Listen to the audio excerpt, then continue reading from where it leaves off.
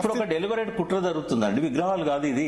నేను మళ్ళీ మీ ద్వారా ప్రజలకు చెప్తున్నా, మీకు కూడా చెప్తున్నా, ఇది ఎన్టీ రామారావు విగ్రహం గురించో బాలసుబ్రహ్మణ్యం గురించో కాదు. ఇది ఈ చర్చ లోతుల్లో ఎన్టీ రామారావు వల్ల చాలా మంది బీసీలు పైకి వచ్చారు రెండు రాష్ట్రాల్లో, తెలంగాణలో, ఆంధ్రప్రదేశ్ లో. ఈ విగ్రహానికి పరిమితం చేయకూడదు అంటున్న భారత్. ఇది విగ్రహాల పంచాయతీ కాదు. మీరు కూడా దాని లోతు ఎన్నుకున్న కుట్రను అర్థం చేసుకోండి. ఈ పైన బాలసుబ్రహ్మణ్యం విగ్రహం, ఎన్టీ రామారావు విగ్రహం పెడితే కాదు ఇది. ఇది తెలంగాణ అస్తిత్వాన్ని చెరిపేసే కుట్ర. ఒక డెలిబరేట్ గా ఒకటి తర్వాత ఒకటి పవన్ కళ్యాణ్ అండ్ చంద్రబాబు నాయుడు ఎవరైనా తక్కువ లేరు, ఇద్దరు కలిసి చేస్తున్న కుట్ర ఇది. ఇదేంటంటే ఇక ఏదో ఒక రకంగా కేసీఆర్ ను మళ్ళీ అధికారంలోకి రానియకుండా ఆపాలి. అసలు తెలంగాణ ఉనికి లేకుండా చేయాలి. తెలంగాణ ఉద్యమాల ఆనవాళ్ళు గాని, తెలంగాణలో కేసీఆర్ పాలన ఆనవాళ్ళు గాని మీరు జాగ్రత్తగా గమనించండి. రేవంత్ రెడ్డి నాడు కూడా హైదరాబాద్ డెవలప్మెంట్ గురించి చెప్పేటప్పుడు కేసీఆర్ పేరు తీయలేదు. అది అక్కడ యూరోప్ లో తీయలేదు, ఇక్కడ కూడా తీయలేదు. ఆయన స్విట్జర్లాండ్ పోయినప్పుడు వరల్డ్ ఎకనామిక్ సమిట్ లో మాట్లాడినప్పుడు కూడా ఆ ప్యానల్ స్పీకర్స్ మాట్లాడినప్పుడు చంద్రబాబు నాయుడు వేదిక మీద ఉండగా కూడా పక్క నుంచి మాట్లాడుకుంటా హైదరాబాద్ అభివృద్ధి గురించి చెప్తూ చంద్రబాబు చెప్పాడు, రాజశేఖర రెడ్డి పేరు చెప్పాడు, కానీ ఒక్కనాడు కూడా కేసీఆర్ గురించి చెప్పలేదు. అంటే ఇది తెలంగాణ ఆనవాళ్లను చెరిపేసే కుట్రలో, తెలంగాణ ఉనికిని భూస్థాపితం చేసే కుట్రలో, తెలంగాణ అస్తిత్వం పైన ఒక పెద్ద దాడికి ఇలా తెరదీశాడు చంద్రబాబు నాయుడు. ఈ రేవంత్ రెడ్డి బక్కా నరసింహులను మేము చూడట్లేదు. ఇది సీమాంధ్ర కుట్ర, అందులో చంద్రబాబు నాయుడు మెదల్లో వచ్చిన కుట్ర ఇది. మహానాడులో ఒక చిన్న వర్డ్ పెట్టుకుని దాని తెలంగాణ మీద కుట్ర అని ఎట్లా అంటారు? డిక్షనరీలో లేదంటే, డిక్షనరీలో లేదంటే. ఒక్క నిమిషం భరత్ గారు, ఆ ఒక్క మాటే అంటే అదేదో చదువురాని వ్యక్తి అన్నాడు, 10th క్లాస్ ఫెయిల్ అయిన వ్యక్తి అన్నాడు అని అనుకుందాం. కానీ డెలిబరేట్ గా ఒకటి తర్వాత ఒకటి కంటిన్యూగా వరుసగా దాడులు జరుగుతా ఉన్నాయి అస్తిత్వం మీద. ఇదేదో మేము బక్కా నరసింహుల నోట్లకెళ్ళి వచ్చిన పదం బక్కా నరసింహుల అజ్ఞానంలో నుంచి వచ్చిందని మేము అనుకోవడం లేదు. చంద్రబాబు నాయుడు అక్కడ కూర్చొని మాట్లాడించిందని మేము అనుకుంటున్నాం. ఆయన మామూలు వ్యక్తి కాదు, తెలంగాణ తెలుగుదేశానికి ఒక అధ్యక్షుడు. అంటే ఏ స్థాయికి పోయింది చంద్రబాబు నాయుడు అంటే కేసీఆర్ ను దెబ్బతీయడానికి తన బలమైన శత్రువు కాంగ్రెస్ తో పొత్తు కలిసేదాకా పోయిండు. 4 నెలల తర్వాత జరిగిన ఎన్నికల్లో అదే చంద్రబాబు నాయుడు బీజేపీతో ఎన్నికల్లో పొత్తు పెట్టుకొని అక్కడ అధికారంలోకి వచ్చాడు. ఇక్కడ తన శిష్యుని అధికారంలో తేవడానికి తను ఇక్కడ ఉనికి లేకుండా చేసుకున్నాడు. ఒక్క సీట్లో కూడా పోటీ చేయలేదు. ఇది మేము ఒక్కదానికి ఒకటి సంబంధం ఉందని చెప్తున్నాం. ఇది ఒక స్టేజ్ మీద మాట్లాడిన ఒక పదమో కాదు, ఒక విగ్రహమో కాదు, ఇది ఒక డెలిబరేట్ కుట్ర స్టార్ట్ అయింది. ఈ 2 సంవత్సరాలు గతంలో జరిగింది, ఇప్పుడు రాబోయే 2 సంవత్సరాల్లో ఇంకా ముమ్మరంగా జరుగుతుంది. నేను అందుకే తెలంగాణ వాదులను, తెలంగాణ రాజకీయ నాయకులను, ముఖ్యంగా టీఆర్ఎస్ పార్టీ నాయకులను మీ ద్వారా నేను వార్నింగ్ ఇస్తున్నా. ఒక బలమైన కుట్రకు చంద్రబాబు నాయుడు తెరదీశాడు. చంద్రబాబు నాయుడు ఆఖరి శ్వాస వరకు కూడా తెలంగాణకు వ్యతిరేకంగానే కుట్రలు చేస్తుంటాడు. ఇది ఆయన తన కొడుకు కోసం ఈ సామ్రాజ్యాన్ని సుస్థిరం చేసుకోవడం, విస్తరించడం, రేవంత్ రెడ్డి లాంటి జీతగాళ్లను పెట్టుకొని వాళ్ళ ద్వారా పరిపాలనను కొనసాగించడం. రేవంత్ రెడ్డి తన ముఖ్యమంత్రి కావాలనుకుంటాడు తప్ప లోకేష్ ఇక్కడ పరిపాలించాలని ఆయన. రేవంత్ రెడ్డి అనే వాడికి అస్తిత్వం లేదు. తెలంగాణ కాంగ్రెస్ పార్టీ ఏదైతే ఉన్నదో ఇవాళ తెలంగాణ తెలుగుదేశం కాంగ్రెస్, అది ఆ తెలంగాణ కాంగ్రెస్ కాదు. అది వాళ్ళకు సిగ్గు శరం ఏమన్నా ఉంటే కాంగ్రెస్ నాయకులు వాళ్ళు పైకి రిపోర్ట్ చేసుకోవాలి. ఇక్కడ పరిపాలిస్తున్న తెలుగుదేశం చంద్రబాబు నాయుడు, ఇక్కడ కాంగ్రెస్ రేవంత్ రెడ్డి. ఇది తెలుగుదేశం కాంగ్రెస్ పార్టీ. ఇది రేవంత్ రెడ్డి తెలుగుదేశం కాంగ్రెస్ పార్టీ తప్ప ఇది కాంగ్రెస్ పార్టీ కానే కాదు. ఆ కాంగ్రెస్ నాయకులు రేవంత్ రెడ్డి ఏమన్నారంటే వాళ్ళు చిట్చాట్ లో పువ్వాడ అజయ్ ని పెట్టుకున్నప్పుడు ఏమైంది, లేదా బీఆర్ఎస్ అని పార్టీ పెట్టి అక్కడ ఆంధ్రప్రదేశ్ అధ్యక్షుడు తోట చంద్రశేఖర్ ను ఆంధ్రప్రదేశ్ అధ్యక్షుడుగా నియమించినప్పుడు ఏమైంది, ఇప్పుడు మాట్లాడుతున్నారు. ఒక్క నిమిషం తెలుగుదేశం ఇయ్యాల కాదు జాతీయ పార్టీ. ఎన్టీ రామారావు ఉన్నప్పుడే దాన్ని జాతీయ పార్టీ చేసిండు. అప్పటి కమిటీలు కూడా వేసుకున్నారు. అప్పుడున్న ఆంధ్రప్రదేశ్ పక్క రాష్ట్రాలకు కూడా ఎక్స్పాండ్ కావాలని చెప్పి ఎవరికి అభ్యంతరం లేదు. ఇక్కడ తెలుగుదేశం పార్టీ ఉండడాన్ని నేను వ్యతిరేకించడం లేదు. ఇక్కడ తెలుగుదేశం పార్టీ ఏం చేస్తున్నది, ఈ కాంగ్రెస్ యొక్క పార్టీ మోస్తున్నది, కాంగ్రెస్ కొమ్ముగా వస్తున్నది. వాళ్ళ పార్టీకి ఏమాత్రం కూడా సోయిల్ లేకుండా రేవంత్ రెడ్డి కోసం సర్వస్వం త్యాగం చేశాడు. నిజంగానే సిద్ధాంతపరంగా చేశాడా?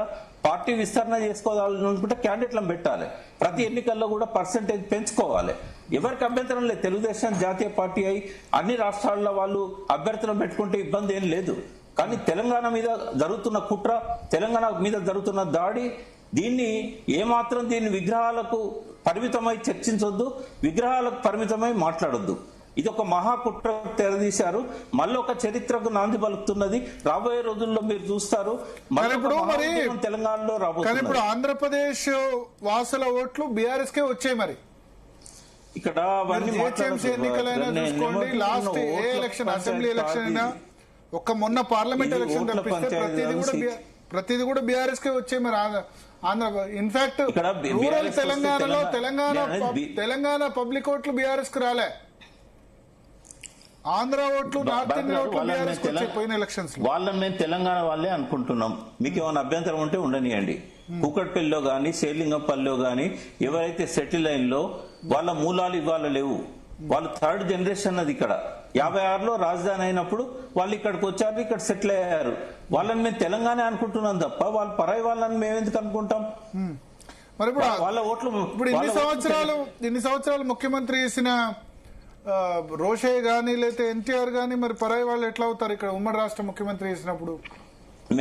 మేము పరాయి వాళ్ళని అనట్లేదు. ప్లస్ బాలసుబ్రహ్మణ్యం కళలకు వెళ్ళలేవు కదా. ఇప్పుడు మన సరోజిని కళలకు వెళ్ళలేవు కదా. రవీంద్ర భారతి అని పేరు గౌరవించే ముఖాలా ఇవి? రవీంద్ర భారతి అని పేరు పెట్టుకున్నారు. రవీంద్రనాథ్ ఠాగూర్ బెంగాలీ కదా. నేనేమంటున్నా అంటే కళలను గౌరవించే సంస్కృతి వాళ్ళకు ఉన్నదా? ఉంటే ఇక్కడ ఏ కళాకారులను గౌరవించాలి, ఎవరి విగ్రహాలు పెట్టాలి?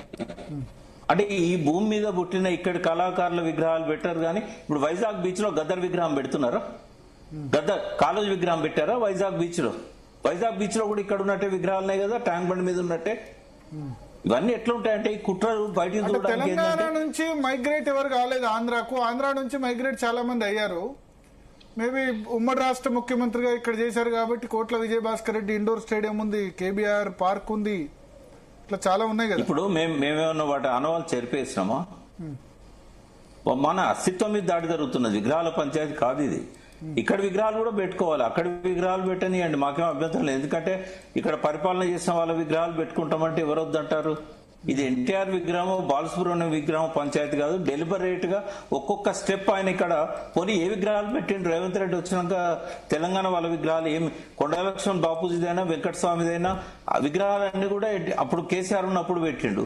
ఏ జయశంకర్ విగ్రహం ఒకటి పెట్టిండా రేవంత్ రెడ్డి వచ్చి? ట్యాంక్ బండ్ మీద మన జయశంకర్ విగ్రహం లేదు కదా. ఎలక్షన్ల ముందు జయశంకర్ పుట్టిన గ్రామానికి పోయిండు, అక్కడ మీటింగ్ పెట్టి ఏం వాగ్దానాలు చేశాడు ఆయన? పోనీ ఎక్కడ ఉన్న స్కూల్ గోడ కట్టించిండా, ఒక బల్లలు వేసిండా, బెంచీలు వేసిండా? జయశంకర్ గారి మీద ఎలక్షన్లలో ఆయన పేరు వాడుకున్నాడు తప్ప కేసీఆర్ చేయలేదని చెప్పి విమర్శలు చేశాడు తప్ప. మరి ఈయన రాగానే ఈయన తెలంగాణ మీద ప్రేమ ఉంటే ట్యాంక్ బండ్ మీద జయశంకర్ విగ్రహం ఎందుకు పెట్టాడు? పోనీ కాలేజీ విగ్రహం ఎందుకు పెట్టాడు? ఏ కళాకారుని గౌరవించిండండి ఆయన?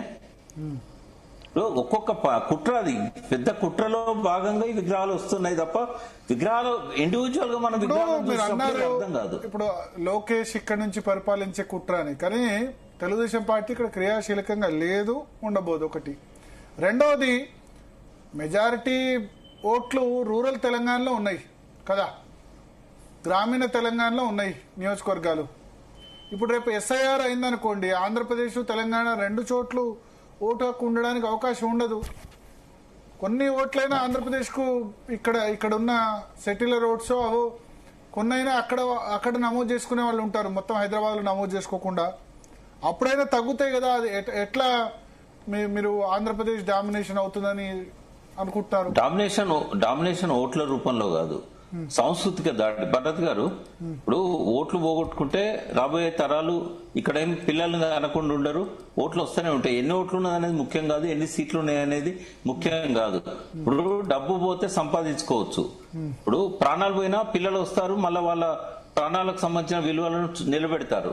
కానీ ఒక భాషను, ఒక సంస్కృతిని, ఒక చరిత్రను పోగొట్టుకుంటే ఆ జాతికి భవిష్యత్తు లేదని కాళోజీ నారాయణరావు గారే చెప్పారు. దేన్నైనా మనం తిరిగి సంపాదించవచ్చు, కానీ మన జాతి గౌరవాన్ని కాపాడే సంస్కృతిని, భాషను ఇవి లేకుండా చేస్తే మాత్రం ఇక మళ్ళీ ఆ జాతికి అనే గౌరవం అనేది దక్కదు, ఆ జాతికి ఉనికి అనేది ఉండదు, ఈ జాతి అస్తిత్వం అనేది ఉండదు అని చెప్పారు. ఇక్కడ జరుగుతున్నది ఆ భాషా సంస్కృతుల మీద దాడి, చరిత్ర మీద దాడి, అస్తిత్వాల మీద దాడి.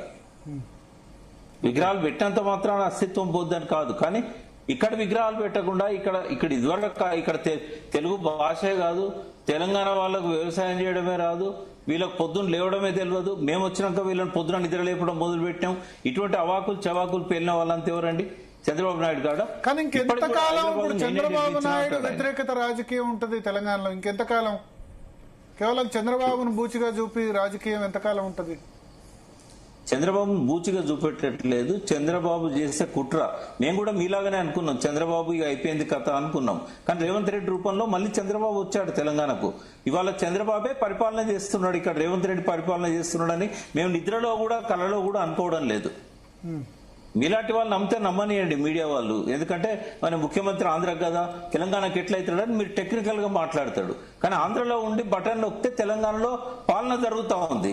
ముఖ్యమైన స్థానాలలో వాళ్ళ అడ్వైజర్స్ పెట్టుకుంటా ఉన్నారు, వాళ్ళ మాట వినే వాళ్ళని పెట్టుకుంటా ఉన్నారు. ఇలా కృష్ణా గోదావరి నీళ్ళు ఎక్కడ పోవాలనేది చంద్రబాబు డిసైడ్ చేస్తున్నాడు.